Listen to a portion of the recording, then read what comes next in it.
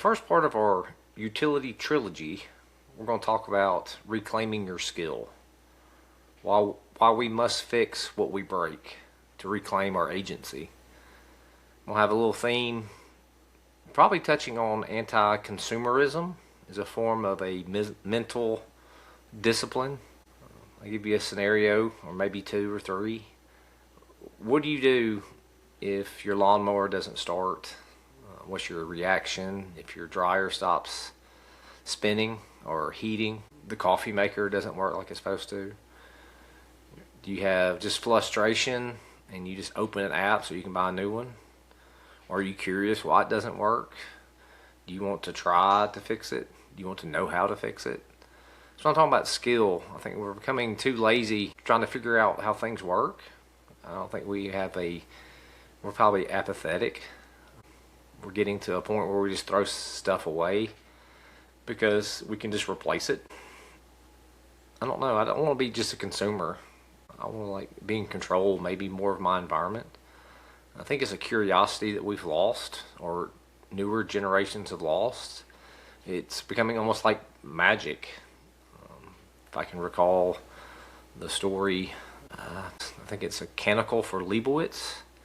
It's kind of a dystopian story where humanity is destroyed, but the only people that know or have the blueprints or know how technology works, or I think they're called monks in the story.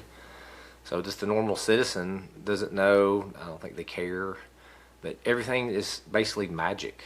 It's almost like a religion. They don't know how. They don't have the skill to build anything. If anything breaks, they don't know how to fix it.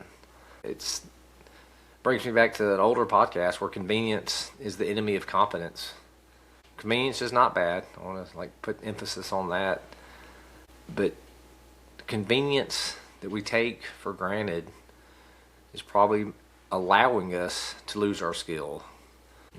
Another scenario, the older generation, say grandfather, great-grandfather, they didn't throw things away. They didn't throw the toaster away because the handle or the spring broke because it didn't pop up.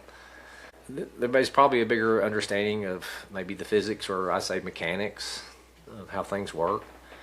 I think now we depend on our apps or credit card, because if something, it seems menial, doesn't work. It's like the toaster, if anybody uses a pop-up toaster anymore.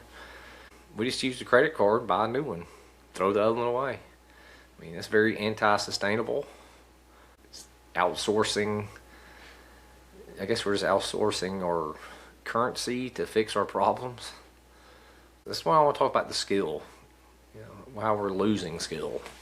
We're a species. We're not, as a human species, everybody wants to be specialized. I think we're more than specialized. Because as a human, we can work in the yard, we can work on a car, we can write a sonnet, we can write a poem, we can paint a picture, we can raise children, we can be firemen, we can be engineers. We're not just the one thing that we go to work for. We're not just a bus driver, we're not just a teacher. I think we're not an insect. We don't have this specialization to do one thing. Anti-consumerism, we need to really think about that. Now, we're a consumer society. It's great, it's convenient. It brings out a little bit of ease of life, which is good. You shouldn't have to be in despair. Then we should taste a little bit of difficulty, a little bit of friction. It gets back to I think I brought it up just in the past few days. The skill part of it, thinking, I said, is metabolically expensive. Because if you want to troubleshoot something, it's terrible. It sucks. Good word. Bring back the 90s. It's frustrating. It's uncomfortable. You have to think about why something's not working. You don't know the answer. You have to diagnose the problem. Is it the spring in the toaster that's broken? Did the handle break off? Can it be fixed? Can it be fixed in a reasonable amount of time for a reasonable amount of effort and maybe even currency? Does it just make you emotional because something's broken? Being able to fix it brings out emotion too. It brings out kind of a euphoria almost. You fix the problem. It doesn't make you have any anger anymore. Maybe accomplishment's a good word. I bring back in some of the philosophy, some of the Stoics that I'm reading. I think it's misquoted a lot, or the exact quote. The obstacle is the way, Marcus Aurelius. I think the actual text says the impediment is the way. Because whatever's broken, whatever's the hard, difficult, whatever's the friction, it's actually a test of your patience or your logic or your ability to be a human. That's what we're made for. We're made to do things. My train of thought was going, we can call out, maybe I can call you have a challenge to have an act of defiance. Maybe you can fix something in your environment. You can put the wire back together. You can, let's say, fix clothes. You could fix clothes instead of buying new clothes. You could patch the jeans, shorts, socks. It probably adds to freedom. So you're not indentured to something on Amazon or something on you plug in the app. I don't want to call it any certain app. Get back into using tools. To master the skill, not the tool.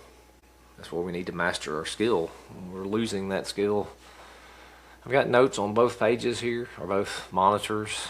I probably have too many tools in front of me right now.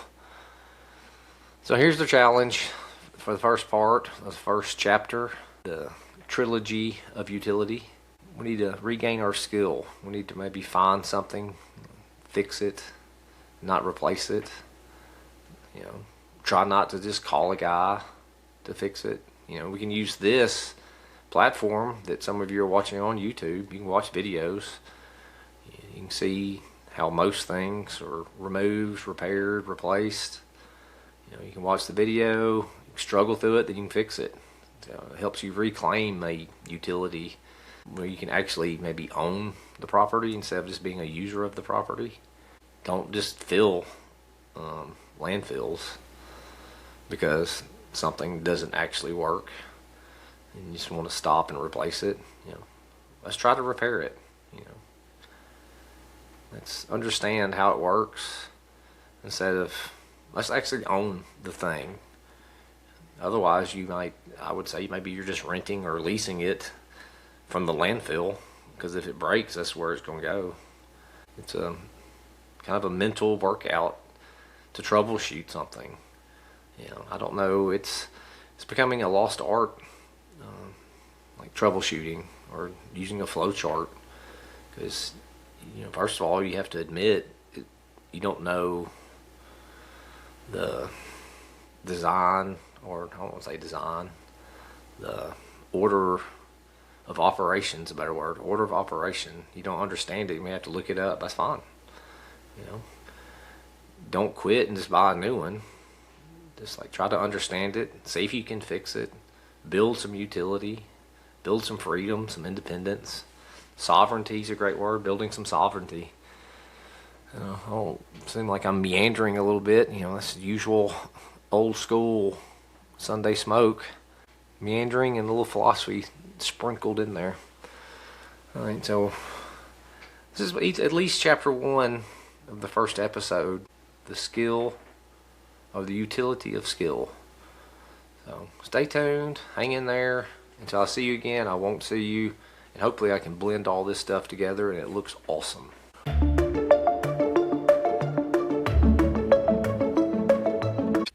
Welcome back, guys. This is chapter 2 of the first part of the trilogy. Still want to talk about skill, or the utility of skill. Maybe we should talk about why we lost or losing our skill. We should talk about maybe the world we live in right now. We can kind of give it a name, like a black box world. If you think about your average, tomorrow's Thursday, you get up, you press a button on a coffee maker, your hot coffee comes out. How does it work? There's a heating element and there's a pump, but most people just see it as a black plastic box. It makes their coffee. You can look at, I guess another example would be your car. You push the start button now. There's all these moving parts. There's lines of code. There's all kind of modules. They all have to work in synchronization to move the car down the road. There's a timing belt. There's an alternator. It's under the hood. It's kind of a black box. I'm not saying everybody needs to be a technician, needs to know how it works. Maybe a little theory of why it works. Probably make a utility. And it gets kind of touchy. I mean, there's some things we need to know about, but I just want to bring up the idea of there's so many different things that seem to be magical now because we don't need to know or don't want to know why it works or how it works. Because we have all this technology around us, but we don't have any kind of understanding or functional understanding of how it works. I can bring up the AI. That's the thing I think we talked about at the Magnificent Tavern Tuesday. This week's chapter of Men Solving Problems, or the Table of Truth. I stole that from when we were back in Defusky last July. The Table of Truth. So everybody just talks. It's just a bunch of guys gym guys, running guys, friends. We have Tavern Tuesday at the tavern here in Montevallo, or Montevalhalla as I like to call it. And we talk about things. I get a lot of topics or discuss a lot of the ideas, the topics of the podcast there. We go back to the losing skill, or why we're losing skill, or why I think we're losing skill. Here we go with opinion again. I think I talked about that this week.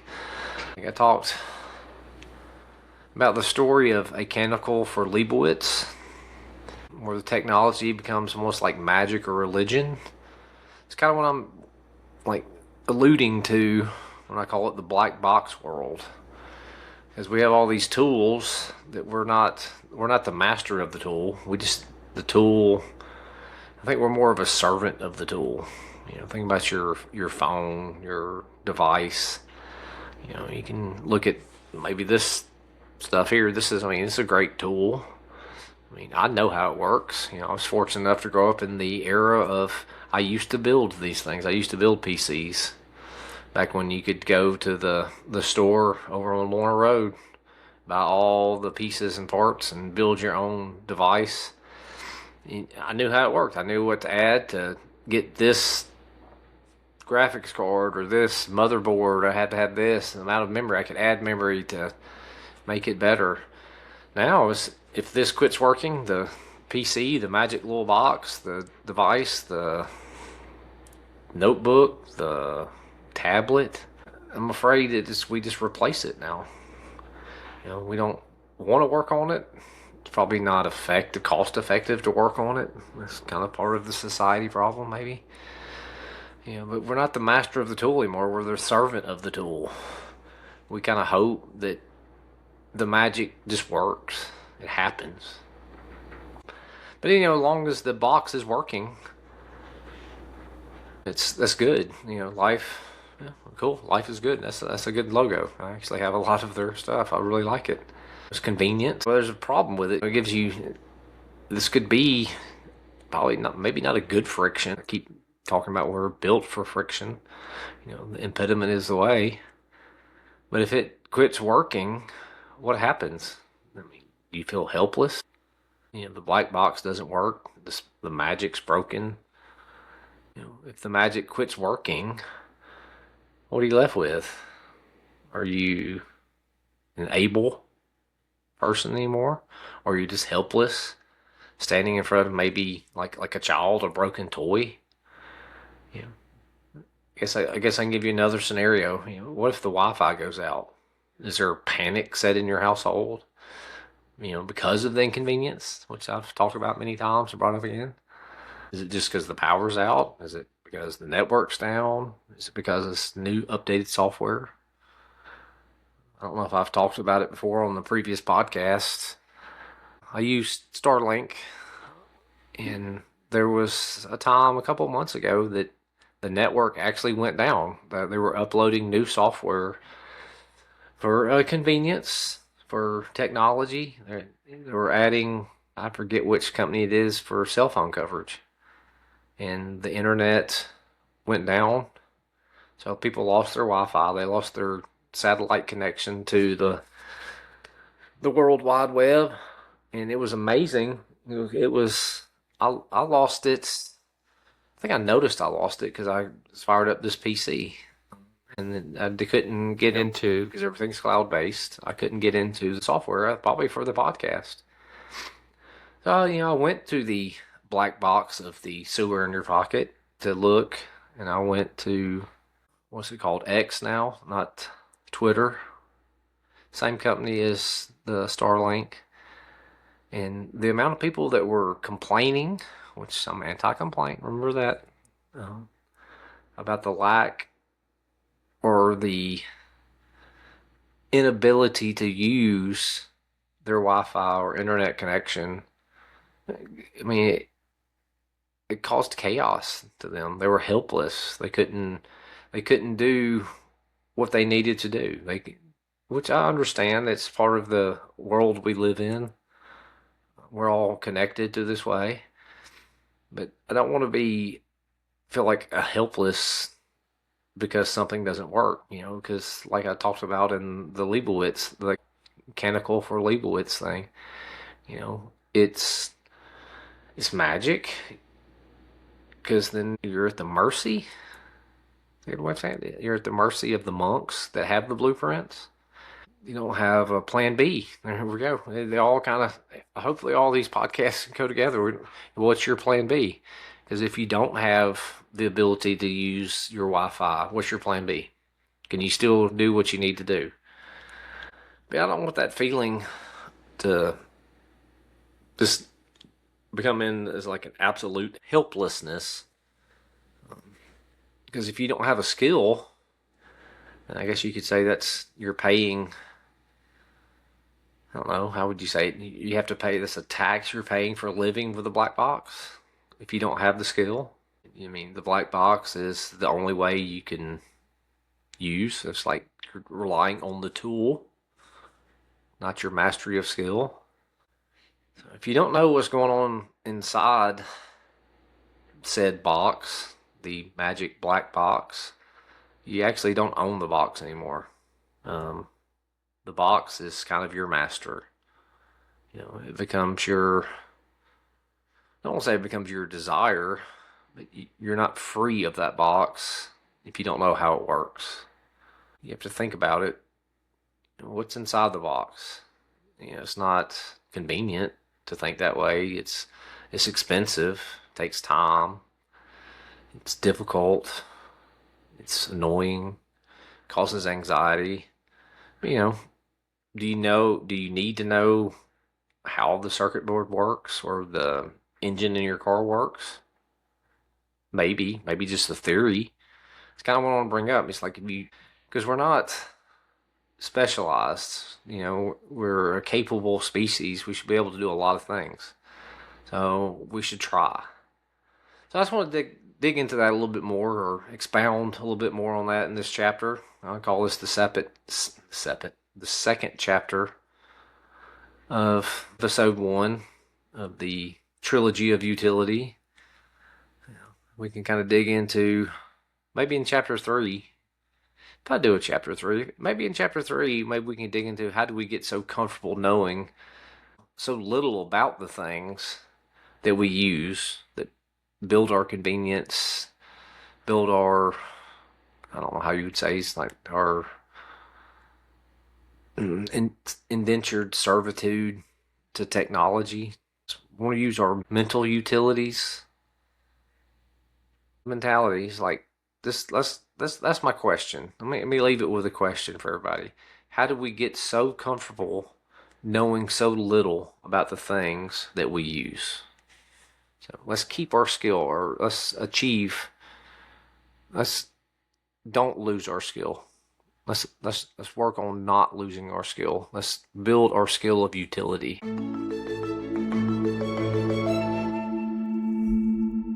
Okay, we've dug pretty deep into the black box this evening or today. I've talked about the Starlink going down. I've talked about the toaster that won't work, won't pop. Maybe a sinking feeling of helplessness when the magic stops working.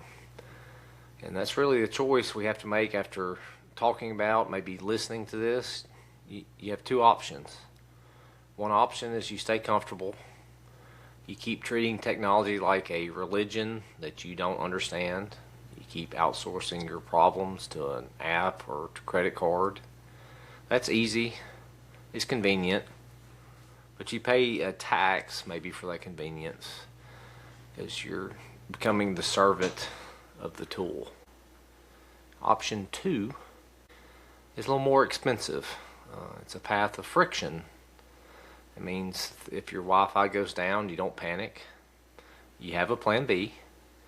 If your car makes strange noise or you just don't turn up the radio, you actually stop, maybe pop the hood. You have curiosity. You try to find, maybe understand the mechanism. So let's talk about the part 1 of this trilogy. I want us to have a utility of skill. Let's don't just lease our life so we can fill a landfill. So maybe this week a challenge could be find something that's broken, something maybe you don't understand. Don't replace it. Don't throw it away.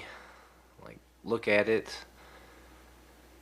fix it. Even if you can't fix it, just the act of trying is how we can start building our utility. So part 2 of the trilogy, we're going to be talking about the utility of this machine, the machine that carries us to the fight, the body. Until then, don't let the black box own you. Build your utility. Part 2 coming up.